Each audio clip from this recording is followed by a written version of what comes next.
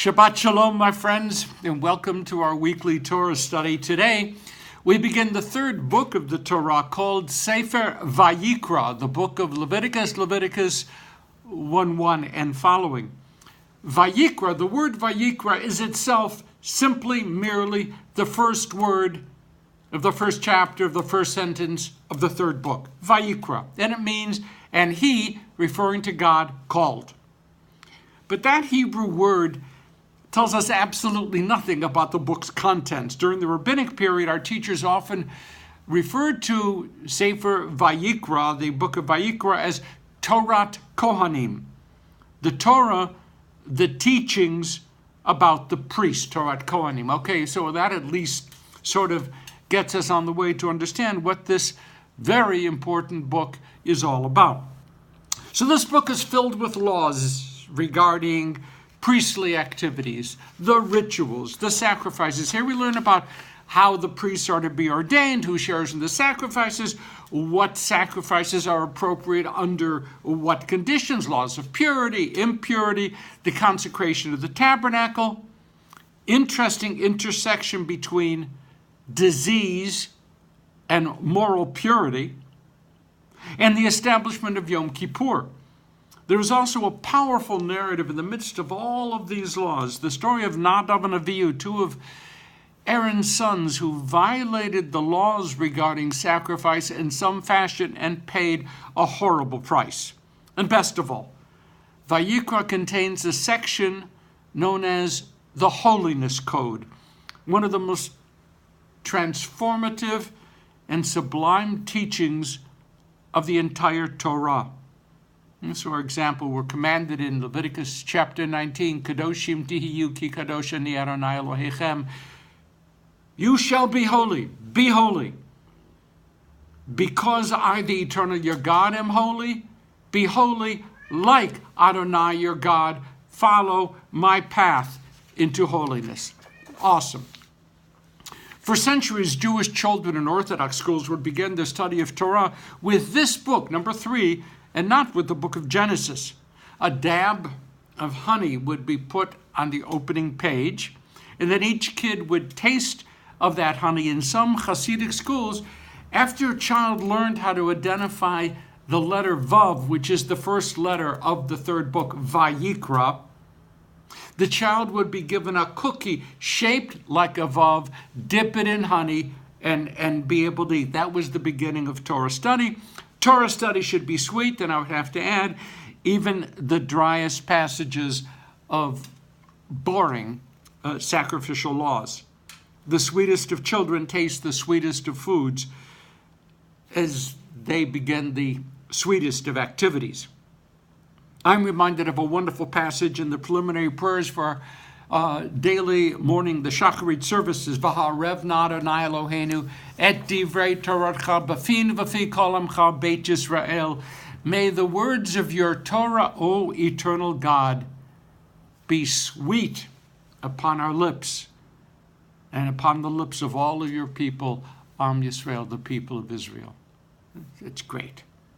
Sefer Vayikra makes an internal claim that it was dictated by God to Moses early in the process of the wilderness wandering, but far more likely, at least according to modern scholars, is that even though there are some really ancient passages here, Vayikra grew organically for centuries before it was finally put down in writing, and maybe that final act of putting Vayikra down in writing didn't happen till the, 5th century BCE.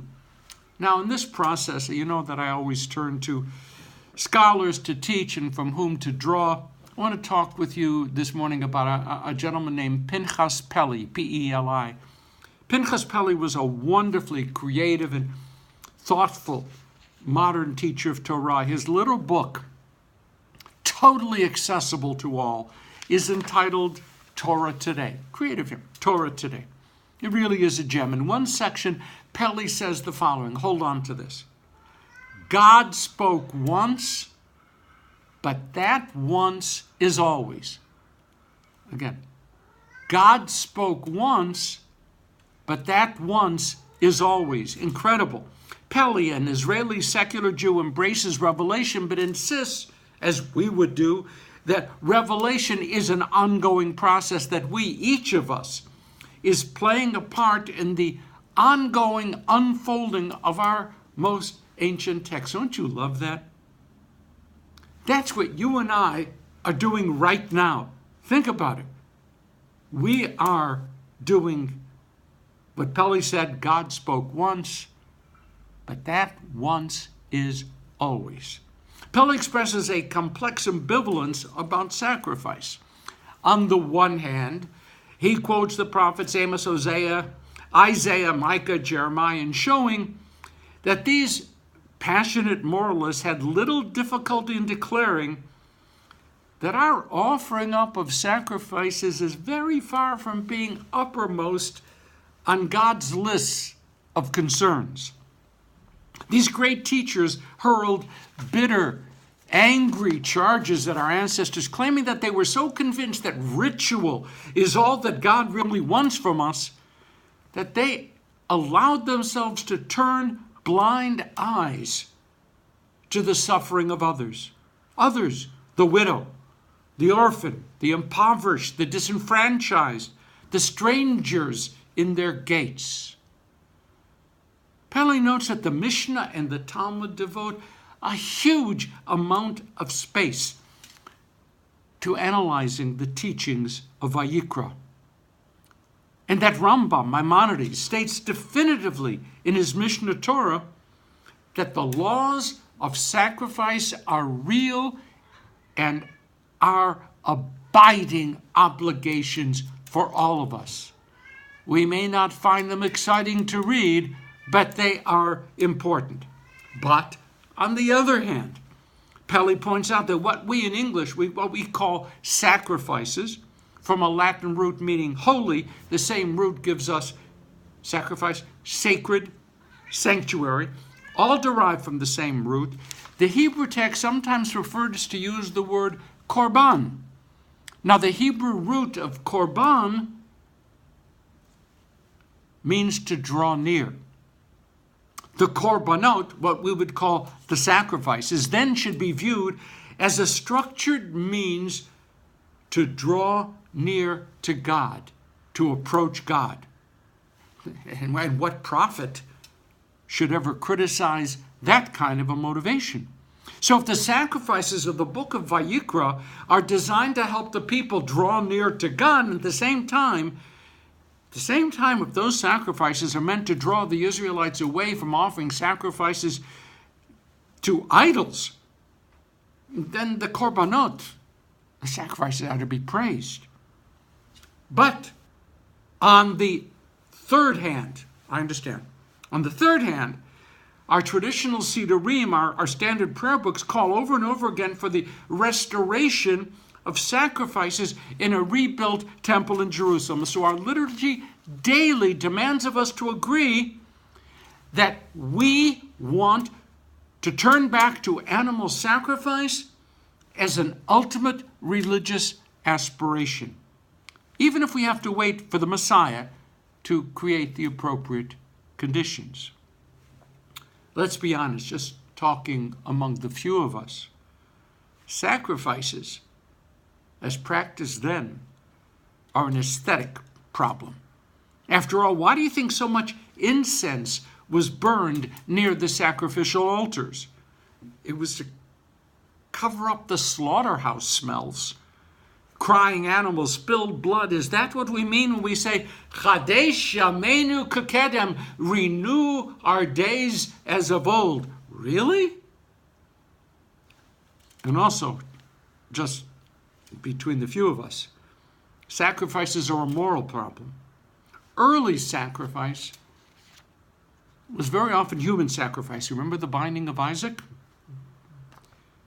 And do you remember that even in the time of Isaiah, the burning alive of little children was an acceptable way to appease the gods? And some Jews felt that it was also an acceptable way to help them address God. Why must death ever be an acceptable way to celebrate life, even if it's just the death of animals. This mystery, this conundrum is so great that a significant number of contemporary scholars tell us that we shouldn't even try to penetrate it until either the world we know undergoes a radical transformation or until we discover new ways to penetrate these ancient teachings. Sacrifice, big problem. So Pele ends up by commending us to his own approach. Listen, quote, "What is left then for us to do in dealing with the chapters of sacrifice in the Torah is to learn from them. Each one of us, according to their understanding, to learn from them new lessons for today." So my friends, that's what we're going to be doing in the coming weeks. We're going to try to derive such meanings and teachings. So, for example, each sacrificial animal must be perfect. Crossover, so we should approach God with a perfect heart. Each sacrifice was intended to create a bridge between God and ourselves. So we should be among those who build bridges between the secular and the sacred. Get it? Each sin offering was understood to be an element of our seeking forgiveness for our personal misdeeds. Today, we should understand that no ritual, not even fasting on Yom Kippur, can bring us forgiveness and reconciliation if we have not acted to repair the damage we have wrought, the suffering that we've caused. Another, each offering required that we diminish ourselves, our possessions, and thus we have to learn and to acknowledge that no physical possessions are equal in value to being able to stand in the presence of God. Nothing we give can replace our wholehearted presence before God. Therefore, we should know deep within our souls about what really matters in life and what is incidental. What really matters in that very short time during which we actually hold fast to the gift of existence. So God called out to Moses, and the gap between this earthly life and the source of all life would begin to narrow. And we say, you know the phrase, Yehu l'ratzon. May the words of our mouths and the offerings of our hearts be acceptable before our Creator. That's it this week. And by the way, I'm wearing the suit and the tie because I just came from a wonderful speech given by a good friend, Rabbi Mark Angel. So I had a great time, but here I am in a suit. Okay, we're finished. Have a great Shabbat, and please hit share so that our Torah conversation can go out and touch others. Shabbat Shalom. I'll see you next week.